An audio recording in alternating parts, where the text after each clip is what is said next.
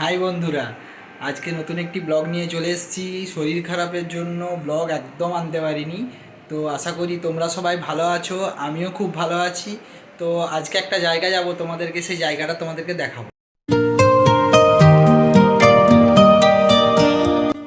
এই হলো সেই জায়গা, কাজী নজরুল ইসলাম এয়ারপোর্ট।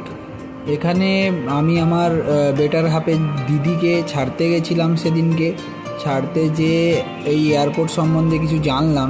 আমাদের বাড়ির খুব কাছেই এই এয়ারপোর্ট। অ্যাকচুয়ালি কলকাতা না গিয়ে আমাদের এদিক দিয়ে গেলেই আমার মনে হয় সেটা বেটার হবে। তার কারণ এই এয়ারপোর্টটা আমাদের বাড়ির থেকে 118 কিলোমিটার দূরে। এবং এই এয়ারপোর্টে আমার যেটুকু দেখলাম যে এয়ারপোর্টের টিকিটের যে মূল্য সেটা হচ্ছে সিসিউ মানে কলকাতার থেকে তুলনামূলক কম। কিন্তু এয়ারপোর্টটা খুব ছোট এবং এর পরিবেশটা কিন্তু খুব সুন্দর ছিল, শান্ত, একদম শান্ত ছিল।